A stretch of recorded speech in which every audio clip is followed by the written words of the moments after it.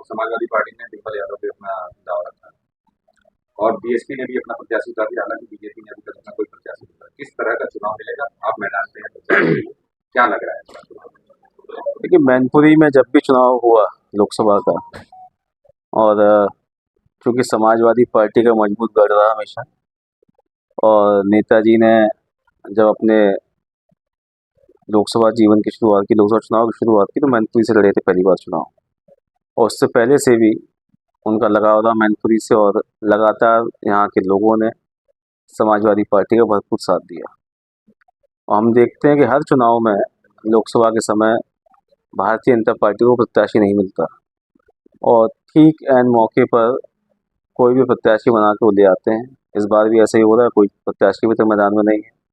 और इस बार भी मुझे पूरी उम्मीद है, जिस तरह हम लोग घूम रहे हैं गाँव में, लोगों से रिपोर्ट मिल रही, लोगों का जो इस समय माहौल जो चुनाव के लिए बना हुआ है, जहाँ 10 साल की सरकार केंद्र में हो चुकी है, 7 साल से उत्तर प्रदेश में सरकार है, और लोगों को जो उम्मीदें थी, जो घोषणा पत्र था बीजेपी का, जो वादे उन्होंने किए थे, कहीं ना कहीं लोग अपने आप को ठगा महसूस कर रहे हैं। और इस चुनाव में मुझे पूरी उम्मीद है कि जो उपचुनाव में 2,88,000 वोटों से पार्टी जीती थी, उससे भी बड़े मतों से इस बार मैनपुरी की जनता आदरणीय डिम्पल यादव जी को यहाँ से चुनाव जिता के भेजी। अगर मतदाताओं की बात करें तो मैनपुरी में अगर देखा जाए, इसको यादव लैंड कहा जाता है। हालांकि दूसरे नंबर पे शाक के प्रत्याशी हैं, शाक के मतदाता हैं, और बीएसपी ने शाक को मैदान पे उतारा है। क्या बड़ी चुनौती खड़ी कर सकता है शाक प्रत्याशी जो बीएसपी से आया हुआ है? और बीएसपी प्रत्याशी को आप कितनी बड़ी चुनौती मानते हैं? देखिए, बहुजन समाज पार्टी जब से चुनाव लड़ रही है, मैं समझता हूँ एक आध चुनाव छोड़ के हमेशा शाक प्रत्याशी बहुजन समाज पार्टी ने दिया। और चूँकि चुनाव का समय है, हर पार्टी अपना कैंडिडेट देगी। और अक्सर हम लोगों ने देखा है कि मीडिया के माध्यम से भाजपा के लोग ये प्रचार कराते हैं कि केवल यादव समाजवादी पार्टी को वोट देता है, बाकी सारे जो वोटर हैं, जो जातियाँ, विभिन्न जातियाँ, वो खिलाफ हैं। लेकिन अगर आप रिकॉर्ड उठा उठा के देखेंगे, आप पोलिंगों को अगर देखेंगे, तो हर समाज का, हर जाति का, बिरादरी का वोट विकास के नाम पर, जो यहाँ के लोग अपना जो जुड़ाव महसूस करते हैं हमेशा से पार्टी के साथ में, हर जाति बिरादरी का वोट समाजवादी पार्टी को मिलता है। कन्नौज और से अभी तक प्रत्याशी कोई मैदान पे नहीं है। समाजवादी पार्टी ने किसी भी प्रत्याशी का वहां पे घोषणा नहीं की है। ऐसे में आपकी भी चर्चा कई बार सूत्रों से पता चला कि समाजवादी पार्टी आपके प्रभुत्व खेल सकती है वहां पे। तो क्या लग रहा है, समाजवादी पार्टी वहां पे अखिलेश यादव खुद चुनाव लड़ेंगे या किसी सैफी परिवार के किसी सदस्य को वहां पे बनाएंगे? देखिए, मैं 1999 2000 से लगातार समाजवादी पार्टी के राष्ट्रीय अध्यक्ष जी 3 चुनाव लड़े, लगातार वहाँ जिताया। 2 चुनाव उसके बाद आदरणीय डिम्पल जी चुनाव जीती 2 बार लगातार। तो उनका बहुत ही विशेष लगाव है कन्नौज से, कन्नौज के एक एक व्यक्ति से वो सीधे तौर पर जुड़े हुए हैं। और क्योंकि बहुत महत्वपूर्ण चुनाव है, एक एक सीट महत्वपूर्ण है, जितने भी ऑप्शंस हैं सारे ऑप्शन देखे जा रहे हैं। और अभी 2 तारीख को कन्नौज आए भी थे, वहाँ के तमाम वरिष्ठ नेताओं से, तमाम वरिष्ठ साथियों से वहाँ चर्चा भी हुई, बात भी हुई। और मुझे लगता है कि 3-4 दिन के अंदर कन्नौज के लोगों का मन लेके, उनकी राय लेके, और जो भी बेहतर होगा चुनाव जीतने के लिए, प्रत्याशी की घोषणा जो है 4-5 दिन के अंदर माननीय राष्ट्रीय अध्यक्ष जी कर देंगे। सीट में बदलाव को लेकर तमाम तरह की राजनीति हो रही है। जैसे कि अभी बताया सुषमा चाचा ने अपने लड़के को चुनाव लड़ाने के लिए वहां बात कही है। कितनी सच्चाई है और किसके पीछे कारण क्या चल रहा है समाजवादी पार्टी में, जिसके कारण प्रत्याशी बदले जा रहे हैं? देखिए, चूँकि चुनाव है, और हम लोग भी पूरी मजबूती के साथ चुनाव लड़ रहे हैं, जीतना चाह रहे हैं।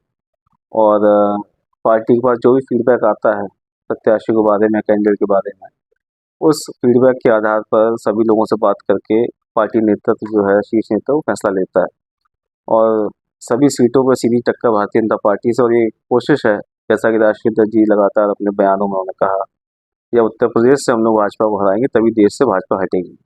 तो हर सीट पर जो भी बेहतर से बेहतर प्रत्याशी हो सकता है, जो कड़ी चुनौती दे और चुनाव जीत भी सके, उस प्रत्याशी को जो है पार्टी टिकट दे रही है। कहीं अगर लग रहा है कि प्रत्याशी हल्का है या कोई कारण है वहाँ लोकल का, तो सभी चीज़ों को ध्यान में रखकर ही फाइनल प्रत्याशी की जा रही है। लोकसभा चुनाव में तेज प्रताप जी क्या लोकसभा चुनाव लड़ेंगे या विधानसभा तक ही सीमित रहेंगे?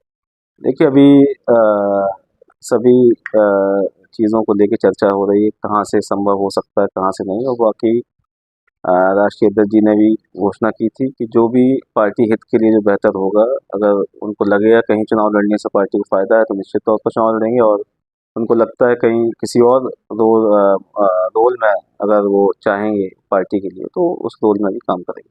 अरविंद केजरीवाल को जेल में डाल दिया। कैसे कैसे देखिए, अरविंद केजरीवाल जी को भेजा गया, उससे पहले हेमंत सोरेन जी को जिस तरह से परेशान किया गया, उससे पहले बिहार में जो हुआ, और उससे पहले कल वेस्ट बंगाल में जिस तरह से किया गया, तो ये अब सारी देश के सामने, अब जो आम से आम आदमी है वो भी इस बात को देख रहा है, समझ रहा है कि किस तरीके से सत्ता का दुरुपयोग करके विपक्षी पार्टियों को लगातार डराने का, धमकाने का, उनका मोटिवेशन डिमोरलाइज करने का प्रयास जो है भारतीय जनता पार्टी कर रही है। अभी आपने देखा महाराष्ट्र में और तमाम राज्यों में थोक के भाव में नेताओं को भारतीय जनता पार्टी ने लिया। अभी मैं एक बड़े समाचार पत्र की रिपोर्ट पढ़ रहा था, उसमें बताया गया कि जो 25 बड़े नेता जिन्होंने पिछले 2-3 सालों में भारतीय जनता पार्टी ज्वाइन की है, उन 25 नेताओं में से 23 नेताओं के खिलाफ भ्रष्टाचार के केस बंद कर दिए गए। प्रधानमंत्री जी मंचों से जिस बात को कहते हैं, घोटालों का नाम लेते हैं, व्यक्ति विशेष का नाम लेते हैं कि इन्होंने घोटाले किए, 2 दिन बाद खबर आती है कि वो व्यक्ति भारतीय जनता पार्टी में ज्वाइन कर गया है, सारे मुकदमे बंद हो गए। पूरा देश इस बात को जान रहा है जिस तरह की धांधली भारतीय जनता पार्टी कर रही है। चुनाव में 400 पार का नारा जरूर दे रहे हैं, लेकिन इनको भी पता है, इनका जो सर्वे इन्होंने किया, इनको भी पता है सरकार नहीं बनने वाली है। इसीलिए चाहे कैसा भी नेता, कितना भी उसका भ्रष्टाचारी हो, चाहे मुकदमे हो, चाहे कुछ भी हो, लेकिन ये उसको अपनी पार्टी में लगातार ले रहा है, और इस बात का संकेत है कि भाजपा डरी हुई है और उसको पता है कि जो जो दावे वो कर रहे हैं मंचों से, ज़मीन पे उन दावों को उलट जो है जनता मन बना रही है। ईडी और सीबीआई